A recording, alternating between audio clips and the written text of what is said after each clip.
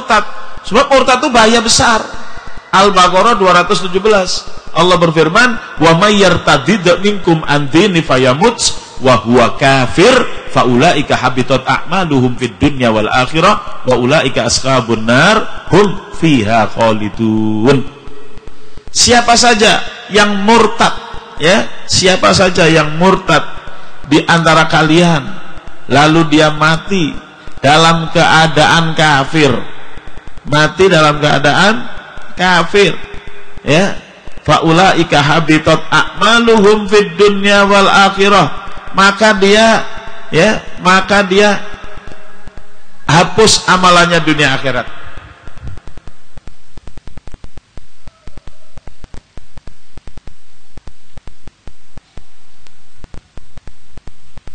Ya, ini yang saya blok, itu ayatnya di penghujung dari ayat 217. Wa may yartadid minkum an dini, siapa aja yang murtad di antara kalian dari agamanya, fayamut, lalu dia mati, wa huwa kafir, dalam keadaan kafir, faulaika, maka mereka itu habitat a'maluhum fid dunya wal akhirah, hapus amalannya dunia akhirat. Nyantri 7 tahun pahalanya habis, haji 7 kali pahalanya habis, umroh 7 kali pahalanya habis, bangun masjid 7 masjid, musola 7 musola, rumah sakit, panti asuhan 7 panti asuhan, habis semua, hapus amalannya fid dunya wal akhirah, ulaika ashabun nar, mereka itu penghuni neraka, hum fiha khalidun, mereka kekal di dalamnya. Naudzubillah min.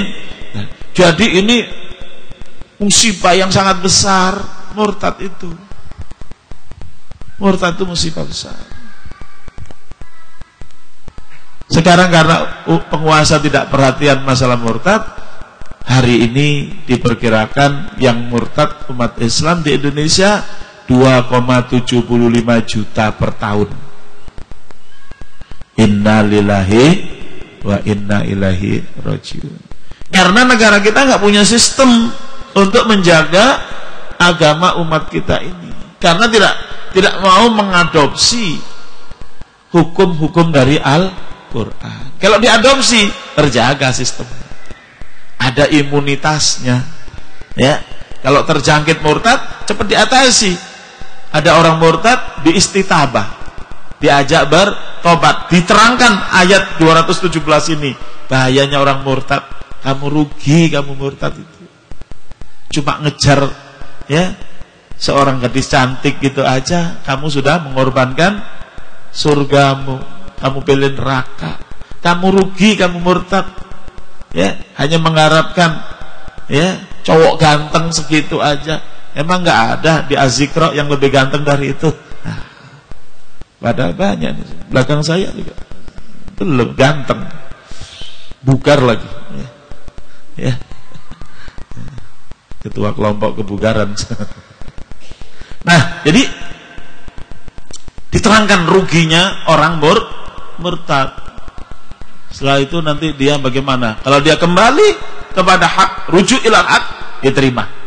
Kalau dia tidak mau kembali, kasih tempo 3 hari, suruh mikir. Ya, dikasih roti, kasih kopi, ya. 3 hari lagi. 3 hari kemudian tanya lagi, gimana nak? Kayaknya saya lebih senang terus saja murtad. Oh, udah, langsung berlaku hadis Nabi tadi. Man baddala dinahu faqtulu, dia eksekusi dia. Disuka bumikan atau dikirim ke balik papan, ya, gitu. Nah, itulah metode di dalam Islam. Ya. Murtad dihukum mati, ya. Tapi sekarang pemerintah kita tidak menjaga umatnya. Mungkin umat Islam tidak dianggap rakyatnya, ya. Wallahu a'lam. Nah, sekarang kita baru masuk kepada beberapa kebijakan Jokowi yang terkait penjagaan agama. Yang pertama, ngangkat si Ahok yang kafir menjadi gubernur DKI. Ini bukan masalah sepele, ini serius, ya. Padahal haram hukumnya bagi umat Islam di negeri Islam. Di negeri Islam loh, ya, umat Islam di negeri Islam. Kalau umat Islam di negeri kafir, ya nggak masalah. Pemimpinnya kafir nggak masalah, ya, karena yang mengangkat memang orang kafir.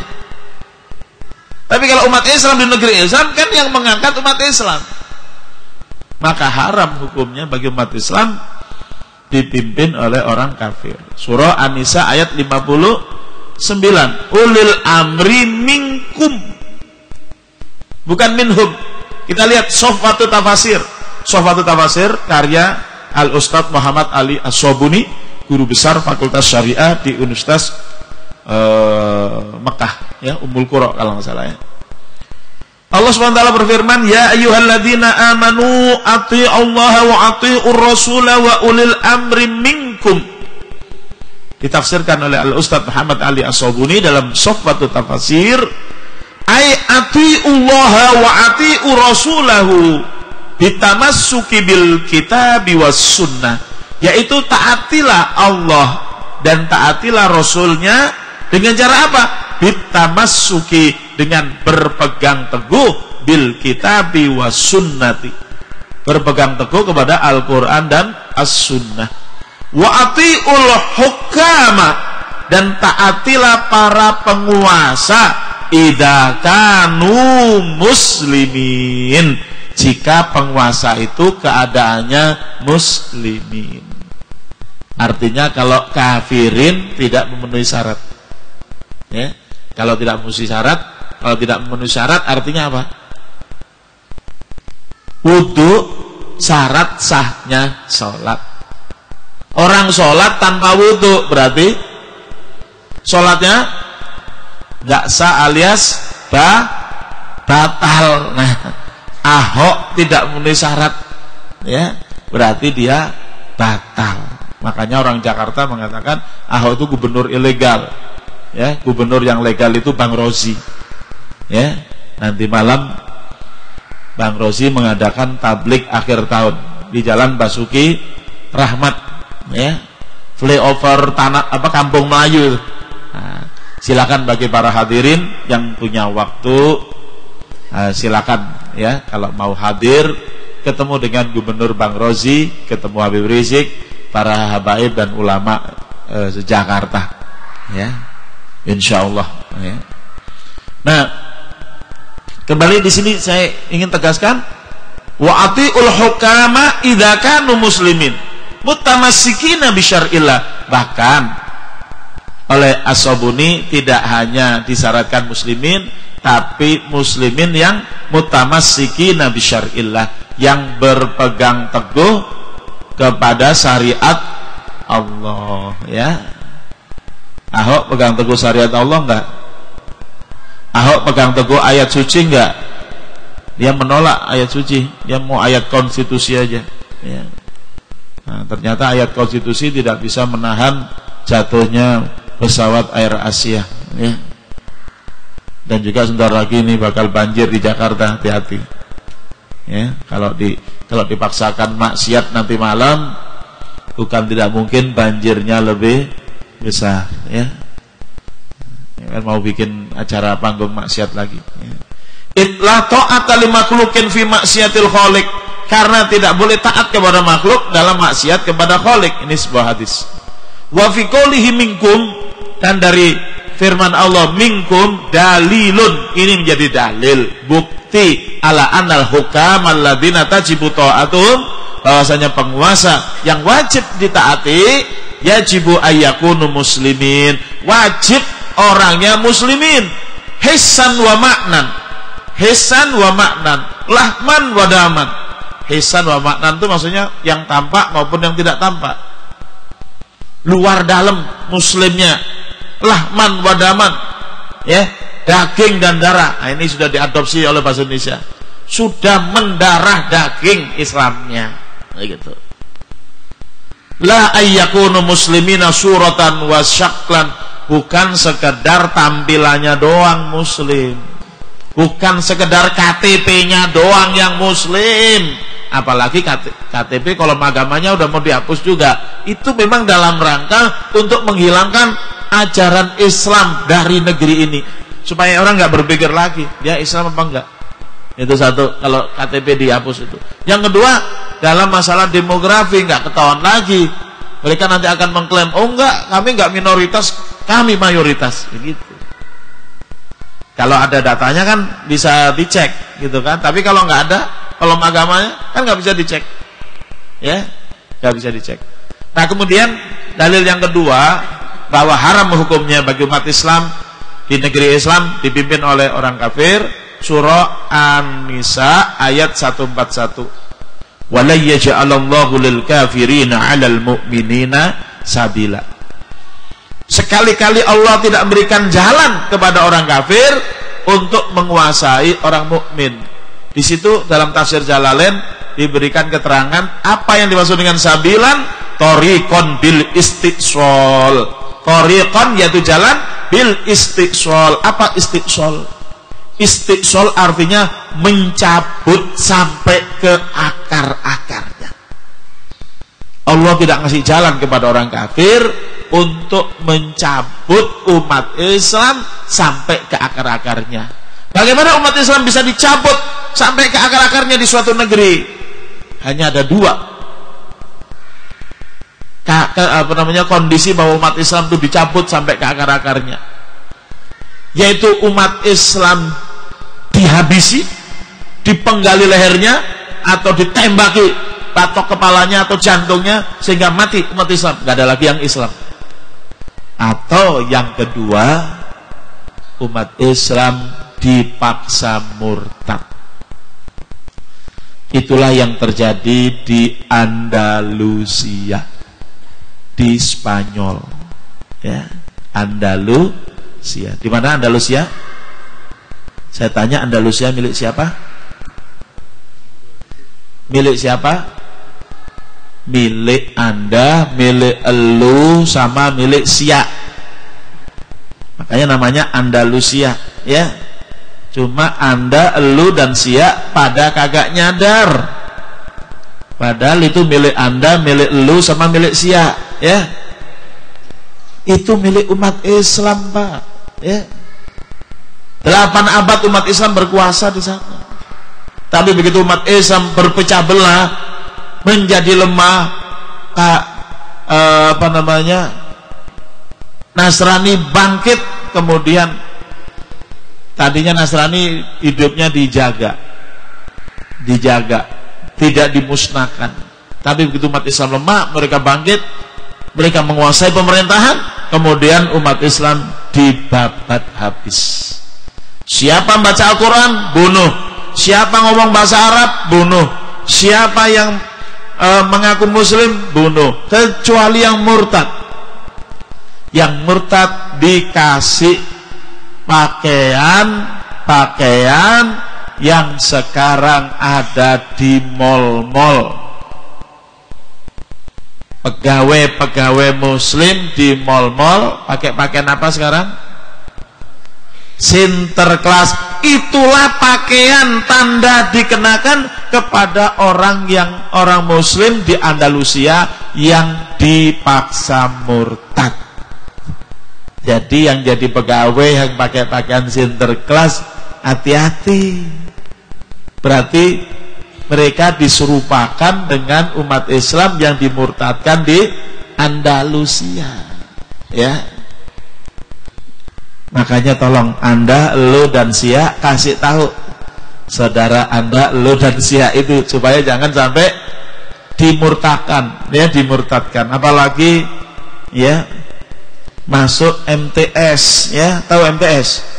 Murtad tanpa sadar, ya. Na'udzubillah min dzalik. Nah, kita harus waspada dengan keadaan-keadaan ini. Yang berikutnya, pernyataan Menteri Jokowi terkait penjagaan agama di republika.co.id. Menteri Pendidikan Dasar dan Menengah Anies Baswedan dinyatakan sedang mengevaluasi proses belajar mengajar di kelas. Salah satu yang akan direvisi adalah tata cara proses memulai dan mengakhiri pelajaran, ya, yaitu disebut saat ini kita sedang menyusun tata tertib soal aktivitas bagaimana memulai dan menutup sekolah, termasuk soal doa yang menimbulkan masalah, kata Anies di kantornya beberapa waktu lalu. Innalillahi wa inna ilaihi rajiun, ya. Saya dulu kenal Anis itu orang baik. Bahkan dalam acara 100 tahun Pak Nasir atau apa gitu, saya lupa ya. Itu dia ada duduk di paling depan sebagai tamu terhormat, karena dia termasuk penerus daripada generasi pimpinan Masyumi Baswedan ya. Saya ini bukan orang apa-apa, jadi tidak boleh duduk paling depan, nomor 2 ya. Tapi Anis itu dari jauh balik ke barisan kedua, mendatangi saya dan memeluk saya ya, cipika-cipiki dengan saya. Saya melihat Anis itu orang yang santun, orang yang baik. Tapi entah kenapa, mungkin terkena revolusi mental ya, sehingga akhirnya menganggap doa itu menimbulkan masalah. Padahal Nabi mengatakan ad-doa silahul mukmin. Doa itu senjatanya mukmin. Ya, kita setiap hari berdoa. Dalam sholat kita berdoa. Kita mengucapkan iyyaka na'budu wa iyyaka nasta'in, lalu kita minta kepada Allah. Ya, ihdinas siratal mustaqim siratal ladzina an'amta 'alaihim ghairil maghdubi 'alaihim waladdallin. Itu doa yang paling penting dalam kehidupan kita. Kita mohon hidayah kepada Allah, yaitu kepada jalan yang mustaqim, jalannya orang-orang yang diberi nikmat oleh Allah, jalannya para nabi, para siddiqin, syuhada, wassolihin, wahasuna ulaika rafiqa. Bukan jalannya Yahudi dan bukan jalannya Nasrani. Itu doa kita. Bayangkan anak sekolah doanya mau direvisi karena menimbulkan masalah. Nabi mengatakan idza sa'alta fas'alillah wa idza sta'anta fasta'in billah. Apabila engkau minta, mintalah kepada Allah. Apabila engkau minta tolong, minta tolonglah kepada Allah. Bahkan Nabi mengatakan man lam yas'alillah yaghdab alaih. Siapa yang tidak pernah minta kepada Allah, Allah akan murka kepadanya. Bayangkan kalau tradisi berdoa yang sudah berpuluh-puluh tahun di sekolah-sekolah kita mau diubah oleh Anis, berarti menyuruh anak tidak berdoa. Kalau menyuruh anak tidak berdoa, berarti mengundang murka Allah Subhanahu wa ta'ala. Kan gitu jelas hadisnya. Man lam yas'alillah yaghdab alaih. Siapa yang tidak minta kepada Allah, maka Allah akan murka kepadanya. Bapak-bapak, saudara-saudara, hadirin hadirat yang berbahagia, yang paling banyak di negara kita ini siapa? Kan anak-anak. Anak SD, anak TK, anak SD, anak SMP, anak SMA, itu kan yang paling banyak. Itu nggak boleh berdoa kata Anis. Waduh, bahaya sekali ya.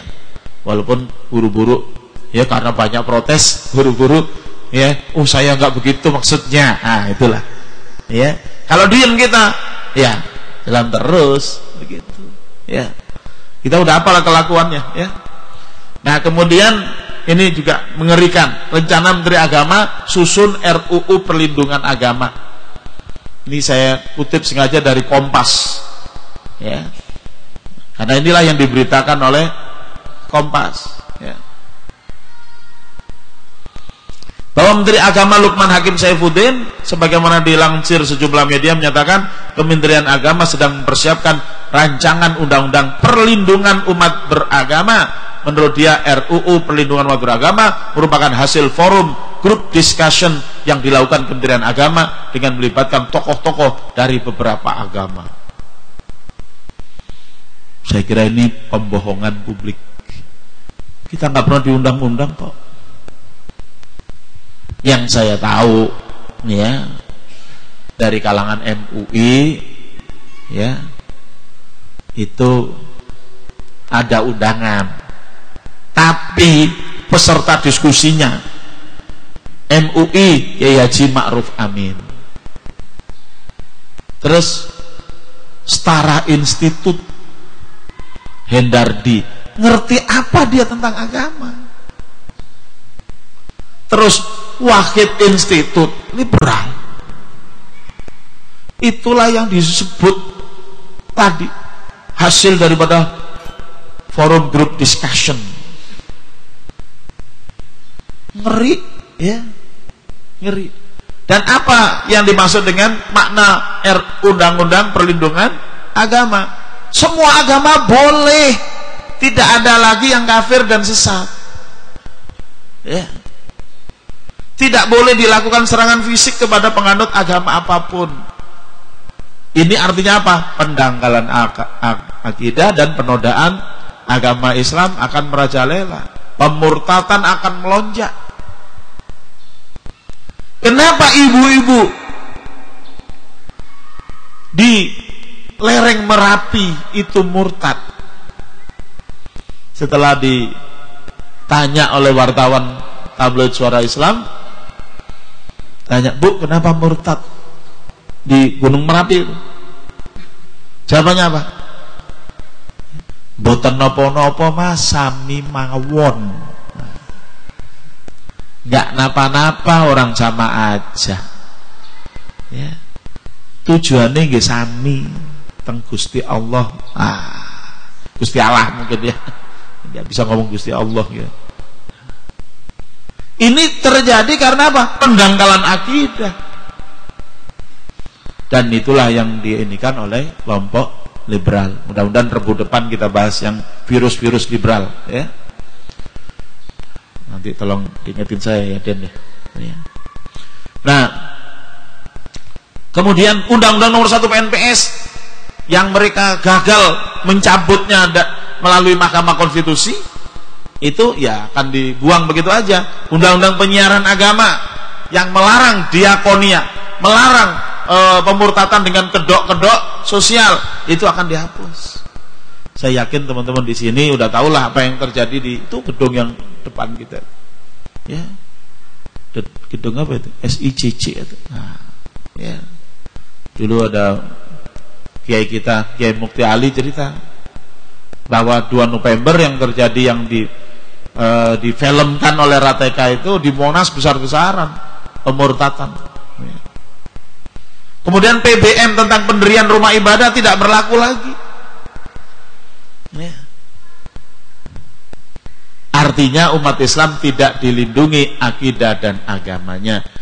Saya membuat laporan ya kepada Anda ya, sebagai publik. Saya ini kiai sekaligus jurnalis. Saya kemarin ke Komnas HAM ya, diundang konferensi pers. Saya tanya, saya bilang karena dia laporannya tentang pelanggaran HAM.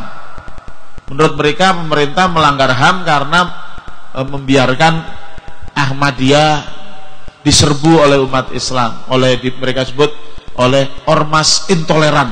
Nah, Yasmin, wah macam-macam.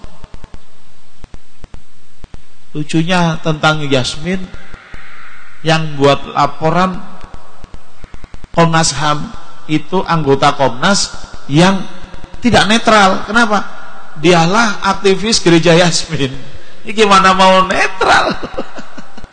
Ya, begitu. Si namanya Jayadi Damane itu. Ya. Ini gimana mau netral dia? Makanya waktu saya tanya, saya bilang, loh ini masalah Yasmin kan masalah hukum udah selesai. Kita udah dapat konfirmasi dari ketua Forkam itu Pak Ahmad Iman. Nah, begitu. Bagaimana tuh Pak Jayadi? Saya tahu Jayadi siapa. Mungkin Jayadi belum tahu saya siapa. Ya, tapi yang Komnas yang lain yang itu tahu saya siapa. Akhirnya dia yang jawab. Tapi jawabnya begitu. Karena diduga katanya pengadilan tidak fair gitu. Jadi sudah diputuskan oleh pengadilan kan itu bahwa ada manipulasi itu. Tapi dibilang diduga pengadilan tidak fair. Nah, kemudian Ahmadiyah saya bilang, itu kenapa umat menyerbu Ahmadiyah kan merasa hak asasinya diganggu gitu. Jadi menurut Pak Komnas HAM bagaimana itu? Ahmadiyah mengganggu hak asasi umat Islam enggak? Oh enggak mengganggu itu katanya. Ya, inilah. Ini institusi-institusi resmi seperti itu, ya. Nah, ya, kemudian kalau kebijakan Jokowi yang mengabaikan urusan umat, ini menaikkan harga BBM. ya, yang tentunya sangat menyengsarakan, dan ini merupakan kebijakan aneh karena dibuat saat harga minyak dunia turun. Saya dengar 1 Januari mau diturunin lagi harganya, saking malunya orang. Harga minyak dunia itu dari 117 sekarang sudah 50 sekian, kan berarti turunnya kan separuh lebih. Harusnya kan kalau ngikuti harga minyak dunia kan turun juga separuh dong, kan gitu. Ini malah dinaiki gitu. Makanya kemaluan kali ya. Akhirnya mau diturunin. Padahal sebentar lagi setelah harga BBM diturunin di Indonesia, harga minyak bakal naik lagi. Ya itulah. Menurunkan daya saing SPBU Pertamina terhadap Shell dan Total. Sekarang banyak orang beli ke Shell, sekarang Total, sumringah Shell dan Total, ya. Termasuk saya juga beli di sana, gitu. Habis saya jengkel, ya. Harga premium terlalu dekat sama Pertamax. Ya. Harga TDL naik, nah ini udah dari dulu. Harga gas juga naik, ya. Menjerit tuh kalau yang tabung kecil dinaikin, menjerit itu. Nah, umat jatuh miskin. Silakan baca laporan majalah Forbes itu. 50 yang terkaya di Indonesia, cari orang Islamnya, ya mungkin nggak sampai 10%, ya. Tapi aksaruhum sunniyun wa kafiriyun, ya. Gitu. Nah, Al-Baghawi mengutip sebuah hadis terkait dengan ayat di atas, inna ahabban nasi ilallahi yaumal qiyamati wa aqrabahu minhu majlisan imamun adil. Sesungguhnya manusia yang paling dicintai oleh Allah pada hari kiamat dan paling dekat duduknya dengan Allah Subhanahu wa taala adalah imamun adil, imam yang adil. Wa inna abghadhan nasi ilallahi wa syaddahum adzaban imamun jair. Sedangkan yang paling dibenci, manusia yang paling dibenci oleh Allah dan paling dahsyat adabnya adalah imam yang jahat, ya, imam yang jahat. Kalau punya anak jangan sampai dikasih nama imam jair, ya. Mentang-mentang ada dalam hadis, jangan. Itu urusannya bahaya itu, ya. Nah, doa Nabi Muhammad ini terakhir. Allahumma man waliya min amri ummati syai'an fasyaqqa alaihim fasquq alaih, wa man waliya min amri ummati syai'an farafaqa bihim farfuq bihi. Ya. Ya Allah, siapa saja yang memegang urusan umatku lalu menyulitkan mereka, maka persulitlah dia, dan siapa yang memegang urusan umatku lalu bersikap baik kepada mereka, maka baikilah dia. Mudah-mudahan Imam Jokowi termasuk menjadi imam yang adil, ya. Sementara data-datanya masih imam jair, ya. Sementara data-datanya begitu. Mudah-mudahan ada perubahan. Katanya revolusi mental, ya. Kalau tetap jair, ya berarti nggak ada revolusinya, Pak, ya. Mudah-mudahan Allah mengirimkan kepada kita imam penggantinya kalau dia nggak mau berubah, dengan imam yang adil, ya.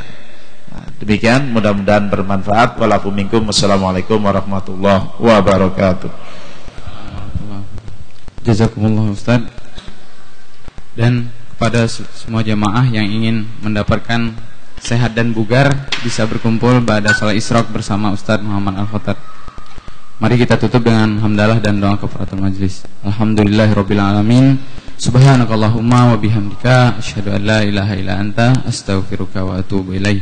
Assalamualaikum warahmatullahi wabarakatuh.